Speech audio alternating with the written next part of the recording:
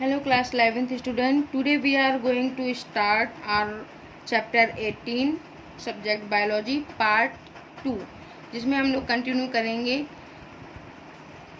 क्या blood only in red colour, क्या आपका जो ब्लड है केवल रेड कलर का होता है। जिसमें मैंने आपको प्रीवियस लेक्चर में कंटिन्यू किया था कि आपका जो ब्लड का कलर है वो ग्रीन भी हो सकता है, ब्लू भी हो सकता है, वायलेट भी हो सकता है और इन ह्यूमन बीइंग्स में किस कलर का होता है, रेड।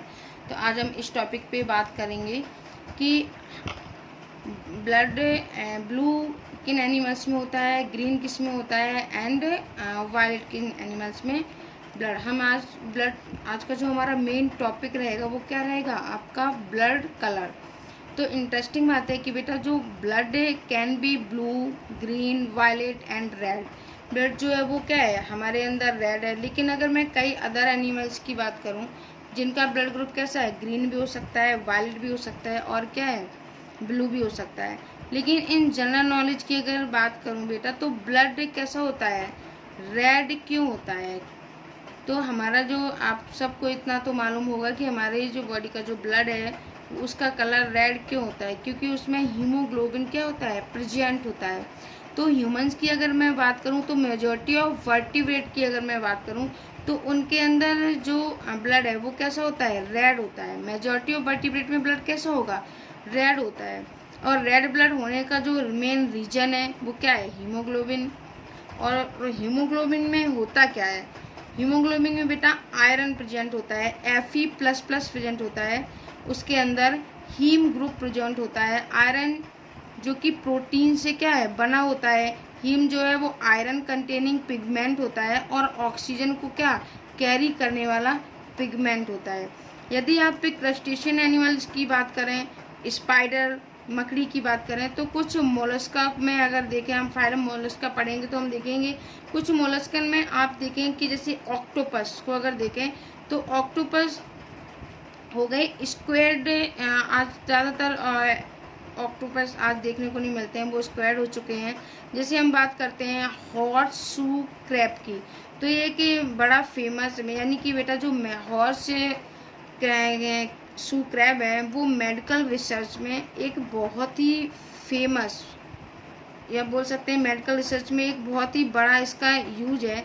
इसके जो हॉर्स शू क्रैब है इसके ब्लड को निकालते हैं और उसके ब्लड में एक बहुत ही अद्भुत चीज़ें देखने को मिलती हैं जो एक सिंगल बैक्टीरिया को भी क्या है पकड़ सकती हैं। इसके ब्लड में जो इम्यून सेल्स हैं वो एक सिंगल बैक्टीरिया को भी क्या आइडेंटिफाई करके मार सकती हैं। तो मेडिकल रिसर्च में बेटा इसका बहुत यूज किया जाता है, बहुत इस्तेमाल होता है। जो नीला ब्लड, तो नीला जो ब्लड है वो किससे होता है, हीमोसाइनिन की वजह से। जैसे हमारी ह्यूमन बॉडी का ब्लड रेड होता है तो उसमें हीमोग्लोबिन प्रेजेंट होता है, आयरन कंटेनिंग होता है, Fe++2 प्रेजेंट होता है। इसी तरह से जो आपका ब्लू ब्लड है, नीला ब्लड है, उसमें हीमोसाइनिन प्रेजेंट होता है, जिसकी हीमोसाइनिन पिगमेंट के प्रेजेंट होने की वजह से ब्लड का कलर कैसा हमें ब्लू दिखाई देता है, ब्लू होता है। यदि ब्लड ब्लू है तो उसके कारण क्या है, हीमोसाइनिन, और साइनिन मतलब कॉपर। जैसे हीम में मत क्या था Fe++, साइनिन का मतलब क्या है, उसमें कॉपर प्रेजेंट होता है, Cu++ आयन हमको देखने को मिलता है। तो ये क्या हो गया, कॉपर कंटेनिंग होता है। फिर हम बात करते हैं कि ब्लड ग्रीन भी होता है। यस, ब्लड ग्रीन भी होता है। अब ये ग्रीन ब्लड क्यों होता है और किसकी वजह से होता है, तो कुछ ब्लड ग्रीन होते हैं, कुछ वॉर्म की अगर मैं बात करूं जो सेगमेंटेड वॉर्म होते हैं, जैसे कि एनिलिडा की अगर बात करें, कुछ लीचेज में की बात करूं तो कुछ ऐसे समुद्री एनिमल्स भी होते हैं, समुद्र के अंदर मिलने वाले भी ऐसे वॉर्म एलिमेंट होते हैं जिनका ब्लड कैसा होता है, ग्रीन होता है। तो ब्लड में भी ग्रीन भी हो सकता है। तो ग्रीन ब्लड का रीजन क्या होता है कि ग्रीन ब्लड, जैसे हीमोग्लोबिन रेड था, हीम की वजह से उसमें Fe++ प्रेजेंट था। ब्लू ब्लड क्यों था, हीमोसाइनिन की वजह से, उसमें Cu कॉपर कंटेनिंग प्रेजेंट था, Cu++ आयंस प्रेजेंट थे। जो ग्रीन ब्लड है उसमें प्रेजेंट होता है बेटा क्लोरोक्विनिन। ये चार्ट हम आपको सेंड कर देंगे, आप देख लेना कि क्लोरोक्विनिन जो पिगमेंट है वो ग्रीन कलर के लिए रिस्पॉन्सिबल होता है। और सिंपल सी बात है, यदि ग्रीन कलर है तो उसमें क्या प्रेजेंट होगा, मैग्नीशियम आयन, Mg++ आयन, ये सारी जनरल नॉलेज की बातें हैं और आपको बेटा पता होनी चाहिए कि हमारा ब्लड सिर्फ रेड नहीं होता है, अदर एनिमल्स में कई तरह का, कई कलर का ब्लड हो सकता है। अब वो किस कलर का ब्लड किस वजह से होता है, कैसे हो सकता है, ये मैं आपको बता रही हूँ कि जो ग्रीन कलर है वो क्या है, क्लोरोक्विनिन की पिगमेंट की वजह से ब्लड का कलर कैसा है, ग्रीन हमें दिखाई देता है। और सिंपल सी बात है, यदि ग्रीन कलर तो उसमें क्या होगा, मैग्नीशियम आयन है, मैग्नीशियम मतलब Mg++, it is near two chloro. ये क्लोरो वर्ड यहाँ पे क्यों आया, क्योंकि आपने देखा होगा क्लोरोफिल के लिए क्या है, ग्रीन कलर के लिए हमेशा क्लोरो वर्ड का यूज होता है, इसलिए यहाँ पे ग्रीन ब्लड है, इसलिए क्लोरोक्विनिन स्पेलिंग होती है CHLOROCRUOREN, क्लोरोक्विनिन। अब हम बात करेंगे कि क्या ब्लड वायलेट भी होता है, तो यस, ब्लड वायलेट भी होता है और उसका रीजन क्या है, हीमोइरेथिन।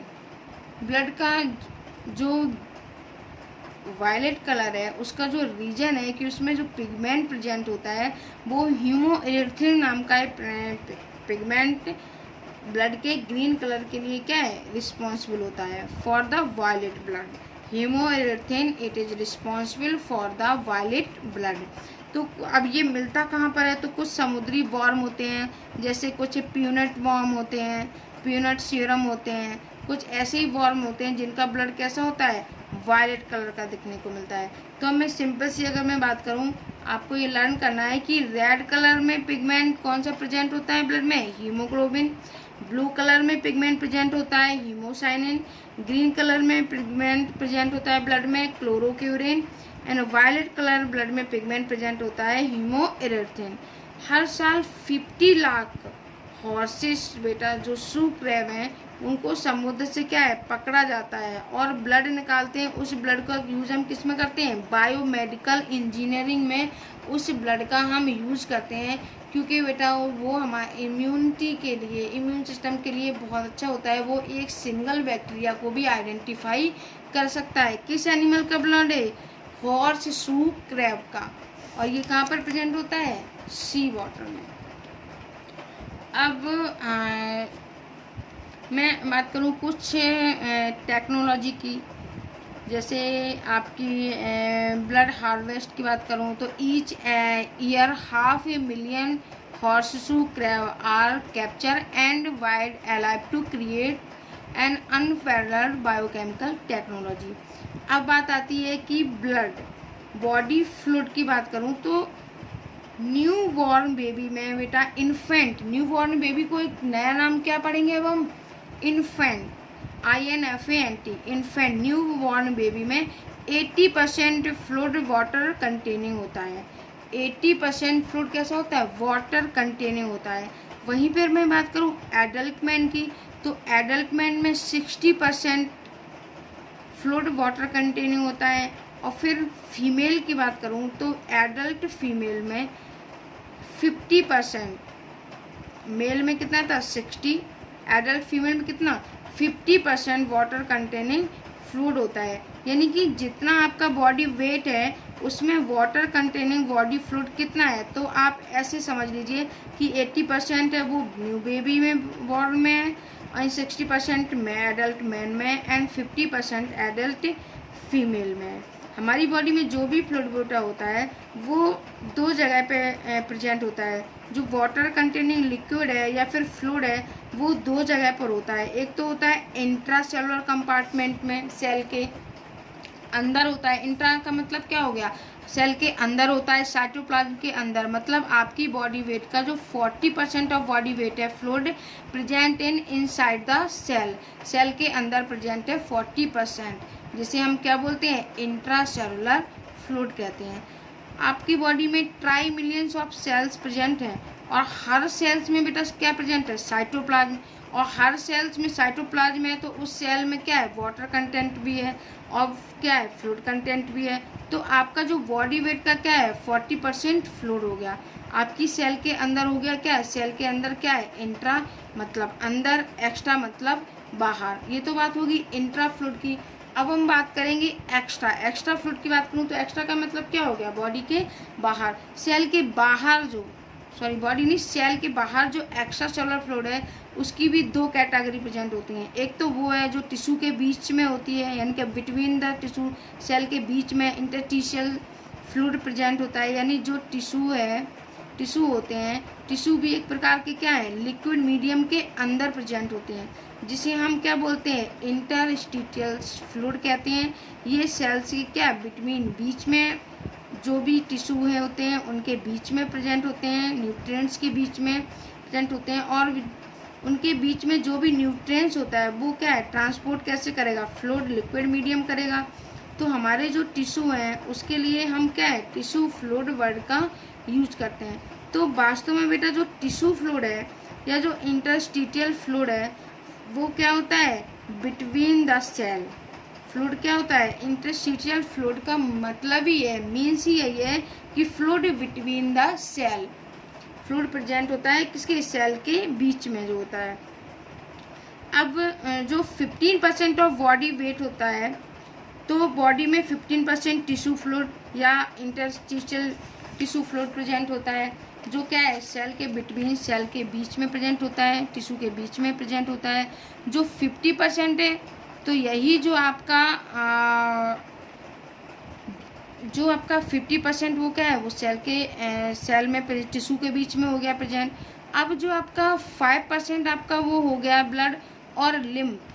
जो 5% ब्लड होता है वो किस में प्रेजेंट होता है, लिम्फ में। मेरा कहने का मतलब ये है कि ब्लड, प्लाज्मा और लिम्फ, बचा हुआ जो 5% है, जैसे 40 आपका हो गया एंड 15 हो गया, अब बचा कितना, 5% आपका बचा। तो 5% क्या है, बॉडी में वो सर्कुलेट होगा, सिस्टम के अंदर सर्कुलेट होता है।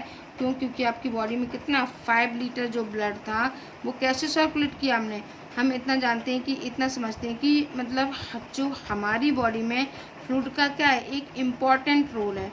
और 60% तक फ्लूइड है, उसमें से मैंने आपको कहा कि 40% क्या है, इंटरसेलुलर फ्लूइड है, 15% इंटरस्टिशियल सेल्स के अंदर, मतलब सेल के टिश्यू, सेल और टिश्यू के बीच में प्रेजेंट है, आपकी सेल और टिश्यू के बीच में प्रेजेंट है। बाकी जो बचा 5% ब्लड है वो प्लाज्मा और लिम्फ के फॉर्म में बॉडी में प्रेजेंट होता है।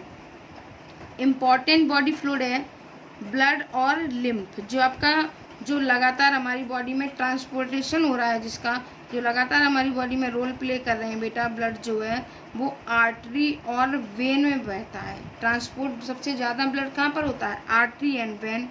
तो आर्टरी टिश्यू तक क्या करती है, ब्लड को लेकर जाती है, और वेन वहाँ से क्या है, ब्लड को आर्टरी से या बोल सकते हैं दूर लेकर आती है। वेन हार्ट की तरफ ब्लड को लेकर जाती है, आर्टरी ऑक्सीजनेटेड ब्लड को कैरी करती है, वहीं पर वेन किसको करती है, डीऑक्सीजनेटेड ब्लड को कैरी करती है। फिर हम बात कर लेते हैं लिम्फ। अगर मैं बात करूँ लिम्फ, तो लिम्फ में क्या है, लिम्फ कैपलरी जो होती हैं वो लिम्फ कैपलरी वास्तव में क्या है।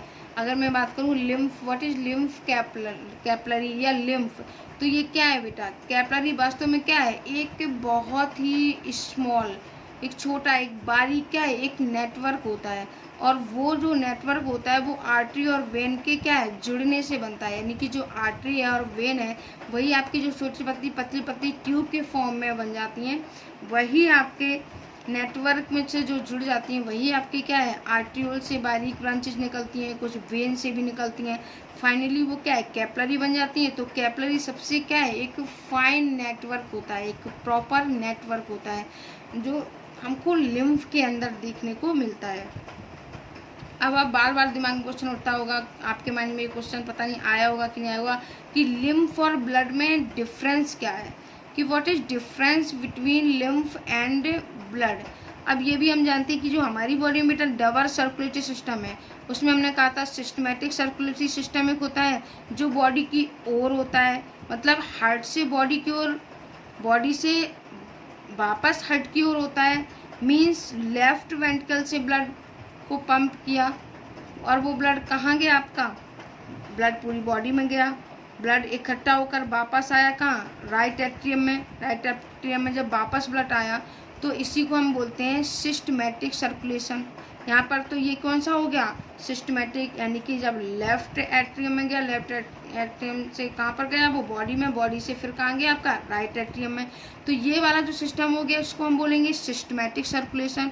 वहीं पे अगर मैं बात करूँ पल्मोनरी सर्कुलेशन की, तो पल्मोनरी सर्कुलेशन में बेटा क्या होता है कि लंग्स की ओर जब आपका राइट वेंट्रिकल ने ब्लड को पंप किया तो ब्लड क्या है, लंग्स की ओर गया। जब लंग से ब्लड लेफ्ट एट्रियम में ब्लड आया तो इसे क्या बोलेंगे हम, पल्मोनरी सर्कुलेशन।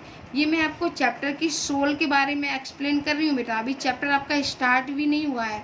चैप्टर की सोल की, इस चैप्टर में हम क्या पढ़ेंगे, हमने ये 10th में पढ़ा हुआ था, इसीलिए मैंने आपको ये चैप्टर कंटिन्यू किया ताकि आपको चीज़ें समझ में आए कि ये पल्मोनरी वेन, पल्मोनरी आर्टरी क्या है। आपने 10th में बहुत अच्छे से पढ़ा हुआ है, इसलिए मैं इसको कंटिन्यू कर रही हूँ ताकि आपको आगे चीज़ें अच्छे से क्लियर हो जाए बेटा। तो ये तो क्या हो गया, पल्मोनरी सर्कुलेशन जो लंग्स में होता है। अब बात करेंगे हम लिम्फेटिक सिस्टम की। तो जो लिम्फेटिक सिस्टम होता है वो वास्तव में यदि आप बात देखें बेटा, तो लिम्फेटिक सिस्टम जो होता है वो हमारे सिस्टमेटिक और जो पल्मोनरी सर्कुलेशन से क्या है, जुड़ा हुआ होता है।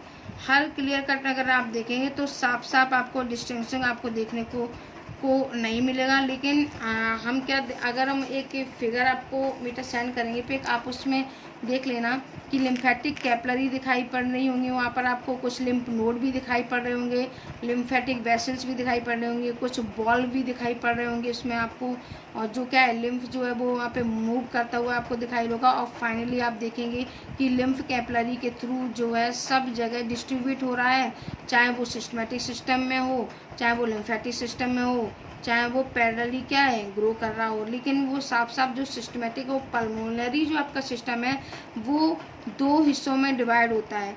तो माइंड में आता है कि लिम्फ और ब्लड में, तो फिर माइंड क्वेश्चन आता है कि what is difference between lymph and blood. तो मैं आपको पिक सेंड कर लूँगी, वो आपको बेटा अपनी कॉपी में नोट करना है, आपको नोट्स भी बनाने हैं साथ साथ, और वो भी आपको मैं थोड़ा बहुत मैं कंटेंट आपको यहाँ से सबमिट करूँगी, आपको थोड़ा सा सेंड कर दूँगी। बाकी आपको क्या है बेटा, अपनी जो भी टॉपिक आपका क्लियर होता जाएगा, आपको अपनी एनसीईआरटी से खुद से नोट्स बनाने हैं। अगर आप खुद से नोट्स बनाएंगे तो आपको चीज़ें अच्छे से क्लियर होंगी, उसके चैप्टर के अंदर तक आप जाएंगे। नेक्स्ट लेक्चर में हम कंप्लीट करेंगे lymph and blood, what is difference between lymph and blood. इससे पहले मैं आपको बता दूं बेटा कि ये आपका जो वीडियो मैंने अपलोड किए ये आपके लास्ट यूट्यूब पे भी व्हाट्सएप पे वीडियो आपके अपलोड किए जाएंगे। इसके बाद आपका 1 अगस्त से आपकी क्लास स्टार्ट होनी है, ऑनलाइन क्लास स्टार्ट होंगी, लाइव क्लास स्टार्ट होंगी। इसके लिए आपको स्कूल में जाके आपको वहाँ से अपना आईडी एंड पासवर्ड वहाँ से लेना है। आपको अपनी फ़ीस जो भी हो आपको जो वहाँ पे सबमिट कीजिए आप लोग, और वहाँ से आपको आईडी पासवर्ड दिया जाएगा जिससे कि आप 1 अगस्त से ऑनलाइन क्लासेस प्रॉपर ले सकें। Thank you.